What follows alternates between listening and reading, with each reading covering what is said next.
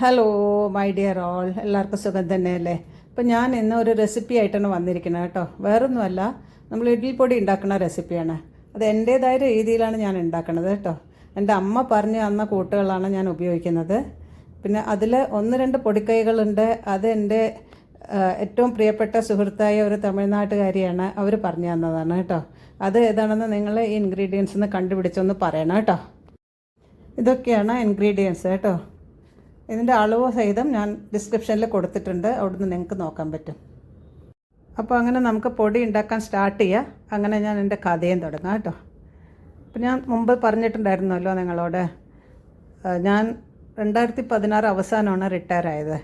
അത് കഴിഞ്ഞ് 17 ആദ്യം ഞാൻ വേറൊരു സിറ്റിയിലേക്ക് താമസം മാറ്റി.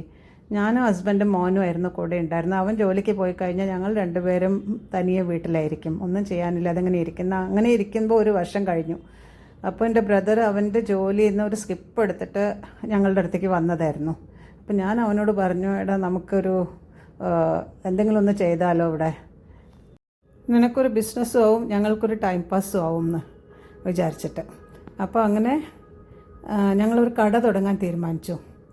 അത് സൗത്ത് ഇന്ത്യൻ സ്റ്റോറ്, സ്പെഷ്യലായിട്ട് കേരളത്തിലെ സാധനങ്ങളും തമിഴ്നാട്ടിലെ സാധനങ്ങൾ, അതുപോലെ ആന്ധ്രയിലെ സാധനങ്ങളൊക്കെ ആയിരുന്നു. ഒരുപാട് സ്റ്റഡിയൊന്നും ചെയ്യാതെ തുടങ്ങിയതുകൊണ്ട് ചെറിയ അപാധകളൊക്കെ ഉണ്ടായെങ്കിലും പിന്നെ ഞങ്ങൾ വാടകയ്ക്ക് എടുത്തത് ഞങ്ങൾ താമസിക്കുന്ന ബിൽഡിങ്ങിൻ്റെ താഴെയുള്ളൊരു കടമുറി ആയതുകൊണ്ട് പോകാനും വരാനും ഒന്നും ബുദ്ധിമുട്ടുണ്ടായിരുന്നില്ല. നല്ല വാടക ഉണ്ടായിരുന്നു കേട്ടോ. പക്ഷേ 3-4 മാസം കൊണ്ട് തന്നെ ഞങ്ങൾക്ക് വാടക കൊടുക്കാനുള്ള പൈസയൊക്കെ വന്നു തുടങ്ങിയിരുന്നു അന്ന്. അങ്ങനെ പോകുമ്പോൾ എനിക്കൊരു ഐഡിയ തോന്നി. കാരണം എൻ്റെ കയ്യിലുള്ള ചില ചെറിയ പൊടിക്കൈകളൊക്കെ ഒന്ന് പൊടി തട്ടിയെടുത്താലോ എന്ന്.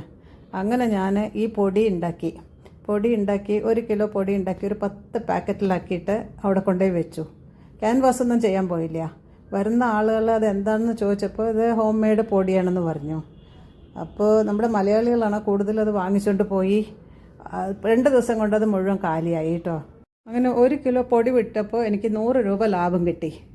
അങ്ങനെ എനിക്ക് എപ്പോഴും ഒന്നത് ഉണ്ടാക്കാനൊന്നും പറ്റില്ലല്ലോ, ആൾക്കാർ വന്ന് ചോദിച്ചുകൊണ്ടേയിരിക്കും. അങ്ങനെ ഞാൻ ആഴ്ചയിൽ ഒരിക്കൽ ഉണ്ടാക്കി തരാമെന്ന് തീരുമാനിച്ചു.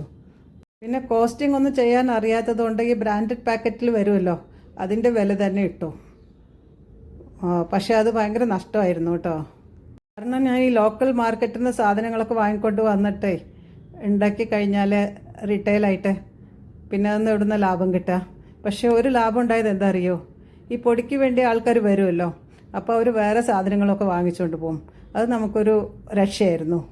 അവിടെ എങ്ങനെ ബൂസ്റ്റ് ചെയ്യാമെന്ന് മനസ്സിലായപ്പോൾ ഞാൻ ഇടയ്ക്ക് അപ്പം, പരിപ്പ് വട, പിന്നെ ഈ നേന്ത്രപ്പഴത്തിൻ്റെ തോല് കറുത്താരും വാങ്ങില്ലല്ലോ, അപ്പോൾ അത് എടുത്തുകൊണ്ട് പോയിട്ട് കുറച്ച് പഴംപൊരി ഉണ്ടാക്കും. പിന്നെ സാമ്പാർ പൊടി, ഇങ്ങനെ ചെറിയ ചെറിയ സാധനങ്ങളൊക്കെ ഇടയ്ക്കിടയ്ക്ക് കൊണ്ടുവച്ച് തുടങ്ങി.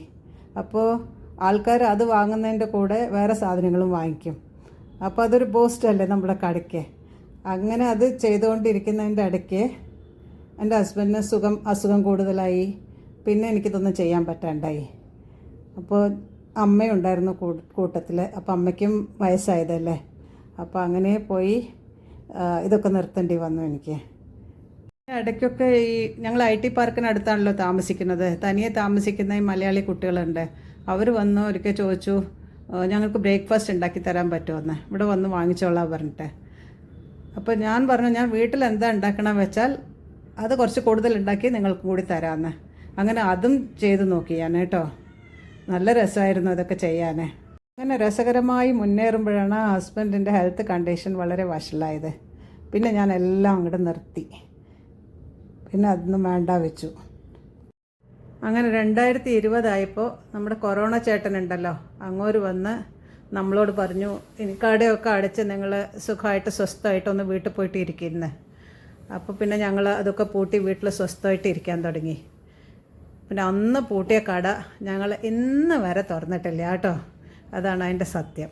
അങ്ങനെ നമ്മുടെ പൊടിയുമായി കഥയും കഴിഞ്ഞു. അപ്പോൾ ഇത് ഇഷ്ടപ്പെട്ട എല്ലാവരും സബ്സ്ക്രൈബ് ചെയ്യണം കേട്ടോ.